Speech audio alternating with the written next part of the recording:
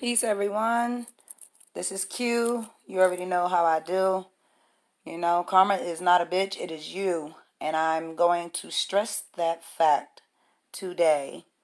Hope everyone's day is going well. I'm relaxing. Just made some jewelry a little while ago, and I'm pretty calm.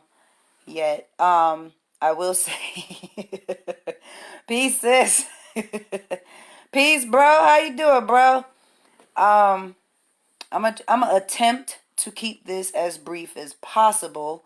Yet, if you're listening, I'm mainly gonna say this in the most pleasant, direct, and firm way possible. Okay. I appreciate it. I love you all. Um, this audio is more so pertaining to love. Okay. Everyone has their own or have their own perception and perspective of what love is. And sometimes some people have no love for themselves, that they don't recognize when someone actually loves them. Okay.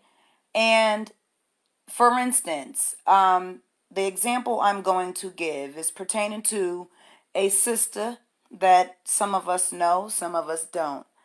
And I won't share any names.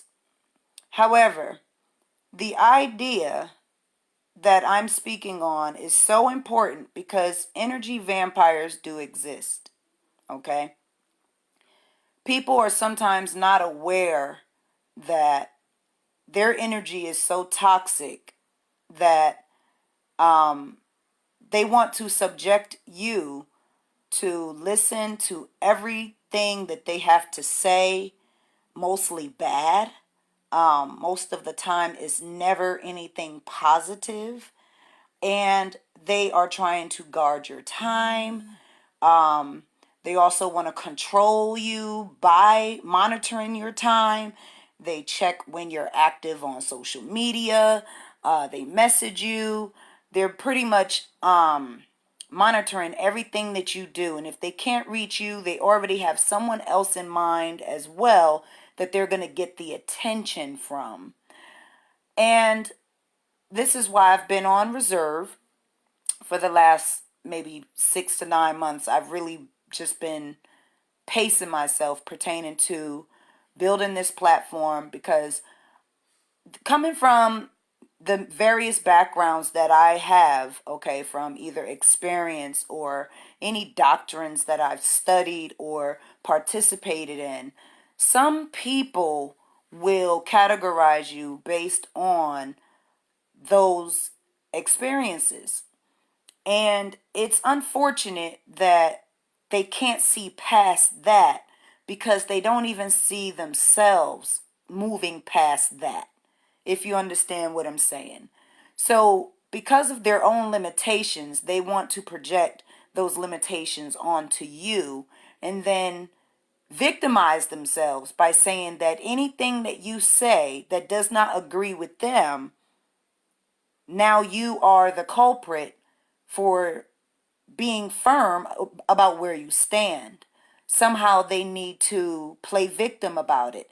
And it's sad, because these are grown adults. This is something that you expect from children. And when it comes to my self-love discovery workshop, I have said this many times before, that most of the time I receive inquiries and a lot of feedback from brothers, most of the time. And my page is not catering to brothers, not at all. I chastise anybody where it's needed. I'm not personal about it. I deal with principles and logic. And if I'm incorrect about something based on the facts of a thing, I stand corrected. I humbly submit to it, and then we continue having a dialogue about it. Other than that, it's the sisters that need this the most, because we are responsible for raising the children. We are responsible for raising the boys that will become men. And that is regardless if there is a man present in the home or not. to some degree, a woman still has to have some type of responsibility that she's willing to take as the sole and priority guardian or parent in that boy's life, so that he becomes a sustainable man when he gets older, because he will look at his mother and know that there's certain things that she didn't tolerate from men. That way it didn't program him to believe that it's okay to mistreat other women based on what she allowed. And then also same as for the girls. There's just certain behavioral patterns that women pass down onto their children in general. And so I say that to say that this particular sister, okay, number one, she's heard about my workshop. Okay, let's just put that out there. She's heard about my workshop. I'm not the type that's going to force anyone to participate in my workshop. This is something that needs to be built over time. I am very patient with the progress that's being made. I am in no rush, okay? Because I know that this is something that is solid, and in order for something to be successful, you have to experience the ups and downs in order to solidify what your brand stands for and who you are within that brand. And it has to match. And most people who have met me directly or have known me over the years, they are more than aware that I am the same person, okay, offline that I am online. And most of the time, people love the energy even more so directly if you can meet face to face. And unfortunately, I'm not in that position to talk to everyone face to face. And to be honest, I'm at the point where I would rather not yet. Okay? Because I'm getting a very good feel of who is genuinely supporting the brand and supporting me as a person. And there's certain individuals that always like or comment or share or something like that. And to me, that shows support, and I appreciate that. Yet then there's other individuals that see what you're doing and look from afar, right? And they speak to other individuals that will guide them to me. So it's funny that the sisters, some sisters who know they need this workshop, whether if they get it from me or Iyanla, which I wouldn't recommend Iyanla. However, Trap Witch, I love Trap Witch.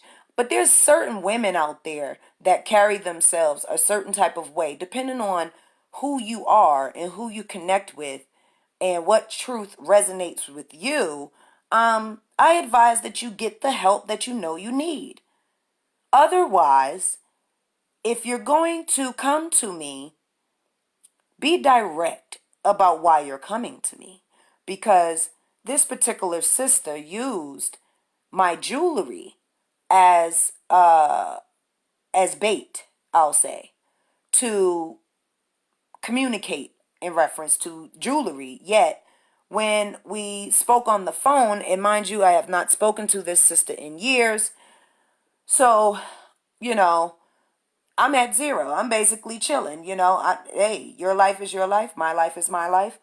However, if it comes down to a point where you're using jewelry to get my attention, and then you say call you, and then I call you, and then we're spending hours on the phone talking about our experiences, mainly your experiences, with this mutual background or experience that we have shared together at some point.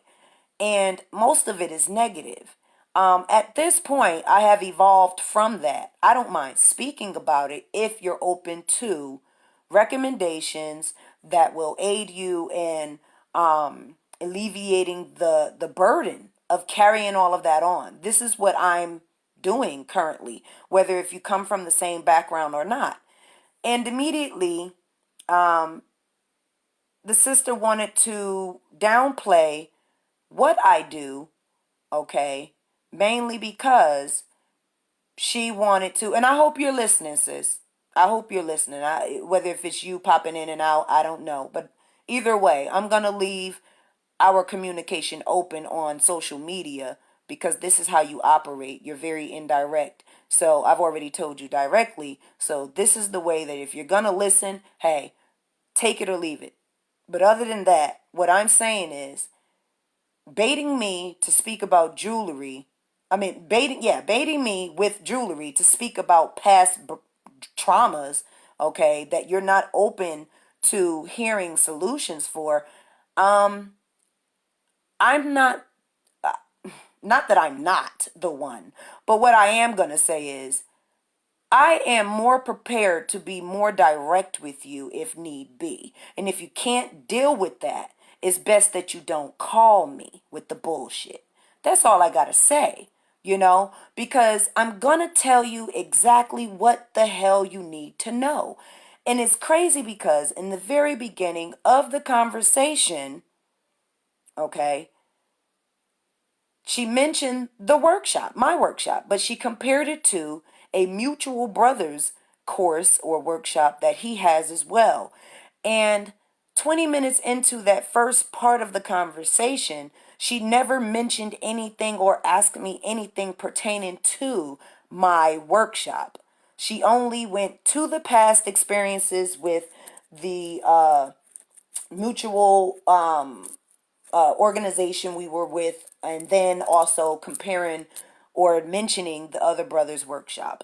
And at this point I'm thinking, so I asked her, of course, what does that have to do with my workshop? I'm still waiting to hear where are you going with this. Okay. And this is 20 minutes in.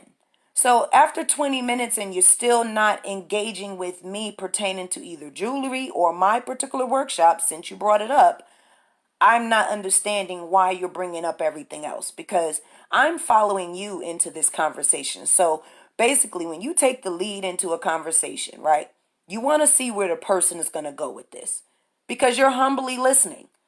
Okay. And my heart was in it as a sister to sister. And that's what this workshop is for. That's who it's for.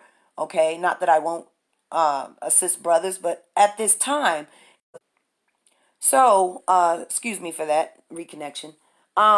So if there's some type of guard or defense up pertaining to why you're not interested in the workshop, that's fine. And I share that. I said, that's totally fine. I'm just not understanding why you're bringing up everything else to justify your thoughts about my workshop, which you still have not shared anything about my workshop. I'm not understanding why you said, you know, oh, and about the workshop.